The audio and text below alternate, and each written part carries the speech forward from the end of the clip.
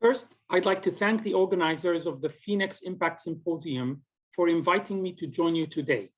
The World Bank's group's engagement with institutional investors is important and growing. 10 years ago, aligning institutional investors' trillions of dollars of assets with the goals of sustainable development seemed to be a Sisyphean task. Now, this has become part and parcel of the industry leader's strategic direction and response to stakeholder sentiment. I'm excited to be here to discuss how we can contribute to delivering even more on this front. COVID-19 has devastated lives and livelihoods, shifted budget resources, disturbed global trade and supply chains, downgraded sovereign credit ratings, and dislodged education. The list goes on.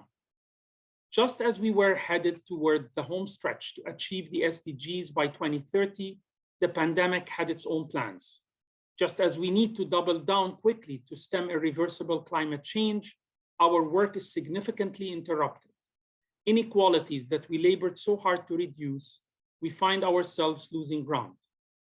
We're reminded of our fragility and that major risks are often difficult to foresee or control. Yet, there are a few silver linings to this crisis, and preparedness and resilience are top on the list.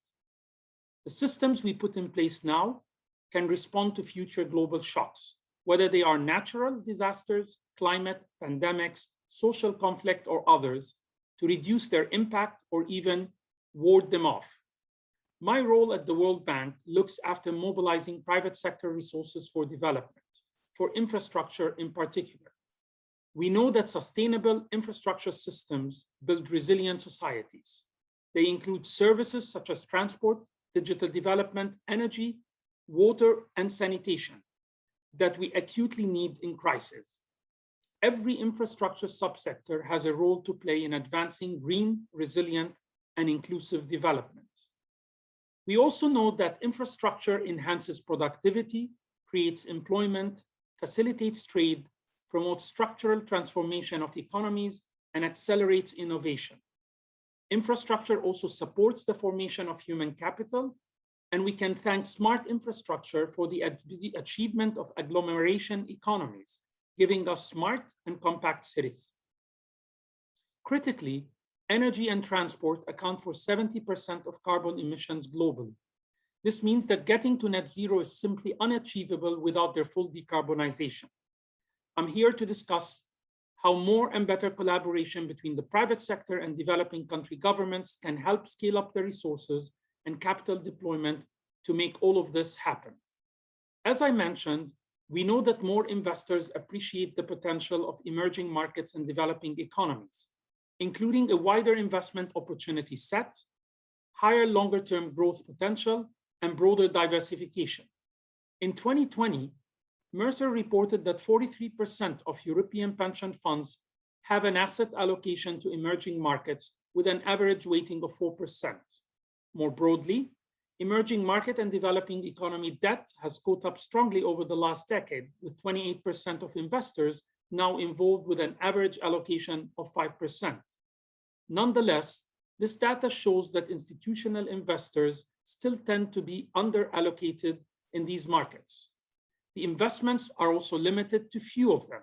For example, no large pension fund in a 2019 OECD survey reported infrastructure investments in Africa. This group is well aware of the perceived and real barriers to more investor activity on this front. There are constraints on the supply side, such as the lack of suitable projects, poor procurement processes, unstable policies. On the demand side, like the investor resources, capability, size, portfolio concentration risk, as well as in the intermediation process and market structure, such as inappropriate investment vehicles, high fees, and lack of secondary markets. The good news is we see progress, and that we know from our conversations with institutional investors that their interest in emerging markets and developing economies infrastructure investment continues to grow. We also see interesting developments. More investors have started to carefully venture into developing countries, mostly via funds operating on a national, regional, or global basis. Several large pension funds from Canada, Australia, the Netherlands, and other countries are undertaking direct investments in selected emerging markets and developing economies, for example, in renewable energy. A few have opened offices in Asia or Latin America, in addition to working with local partners. We see tentative steps towards investing in poorer countries via impact funds, for example, in microfinance or water, housing, and other community projects. Various blended finance funds and facilities have been started over the years through scaling up volumes, though scaling up volumes remains challenging. The private sector should keep this momentum, grow it, and quickly take on board new information, tools, and standards that are evolving quickly. Domestic investment in emerging markets and developing economies is also part of this puzzle. As their asset base grows, domestic institutional investors can play an increasing role, not only in domestic and regional investments, but also help crowd in international asset owners. Governments have been courageous in recognizing what the opportunity engagement with the private sector entails. They know this means hard work to build and maintain enabling environments to attract these resources. Before joining the World Bank Group, I built my career in successive governments as a minister in Jordan. I know this trade-off intimately. So where do governments have to focus most? The first step is seeing problems. Countries need to assess their individual performance relative to their peers and international best practice. The World Bank Group and other MDBs can create and measure criteria as well as promote best practices. For example, our team analyzes individual countries' potential for infrastructure development by assessing the quality of their regulatory framework in terms of private participation infrastructure or PPP frameworks, as well as public procurement, benchmarking them with internationally recognized good practices. This allows in-country policymakers to understand how they measure up and what specific criteria they need to target for improvement. What happens when a government is falling short? Often, we find that political will to address these inefficiencies is present, but technical expertise is lacking.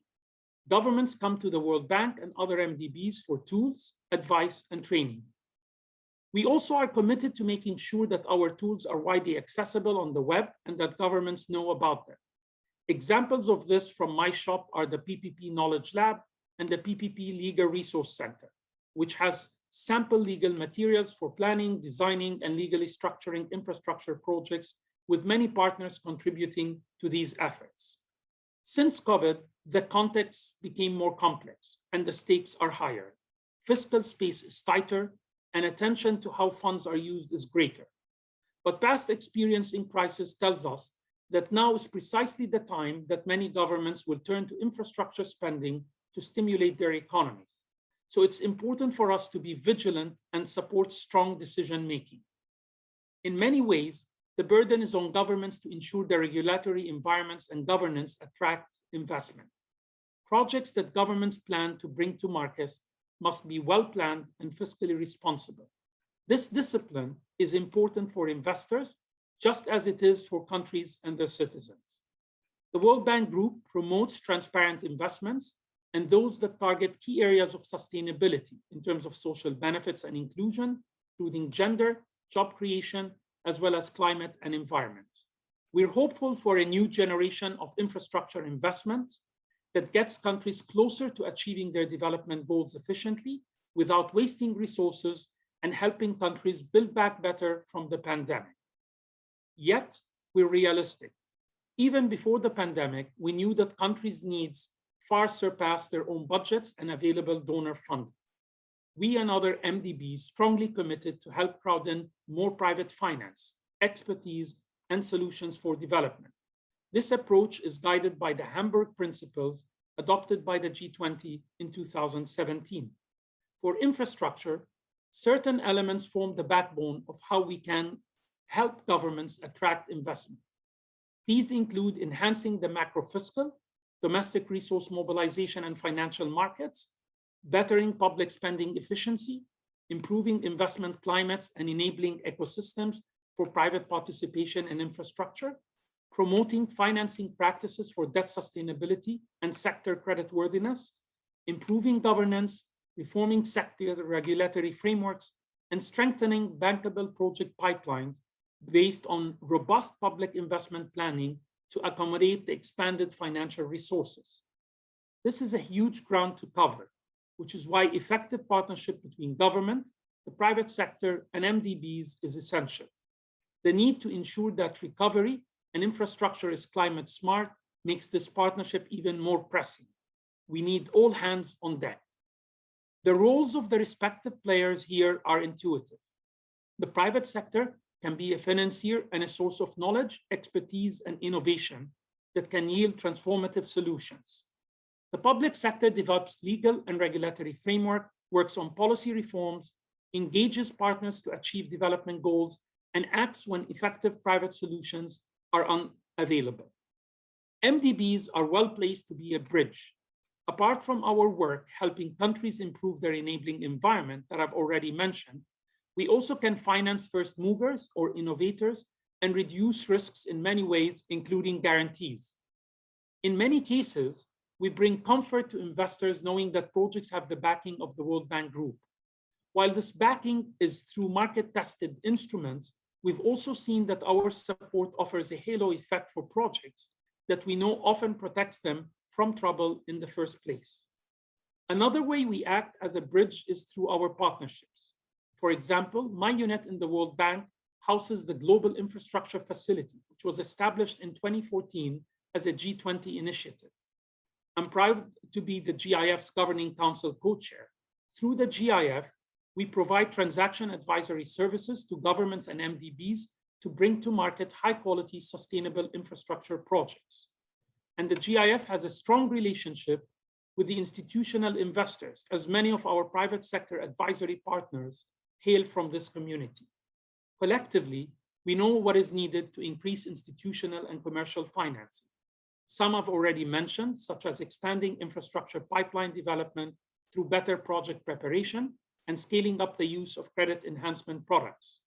We also need to promote standardization as part of an infrastructure as an asset class approach, promote aggregation platforms, enhance alignment and disclosure around ESG, and work to integrate climate considerations throughout the infrastructure project cycle, in addition to infratech requirements. This is indeed a tall order. But as I wrap up, I want to re-emphasize my optimism on several fronts. First, I firmly believe that the private sector's commitment to growing its participation in emerging markets and developing economies will be sustained and increased further. Preliminary data show that while COVID-19 brought some skittishness, we expect this to gradually reverse course. I also believe that there is progress by multiple actors on the well-known issues of the dearth of bankable projects, need for programmatic solutions, innovative tools, and standardization. Lastly, I hope I'm not alone in seeing stars align, likely because of the recognition of the importance of the SDGs despite the pandemic, that will continue to bring new resources, including institutional funds, to development. Thank you all for your attention to the very important issues this symposium is addressing.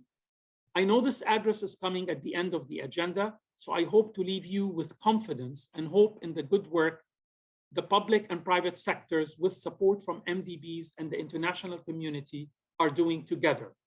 I sign off with my best wishes to you, your families, and colleagues, and it's an important moment for us to unite and bring more resources into development. Thank you.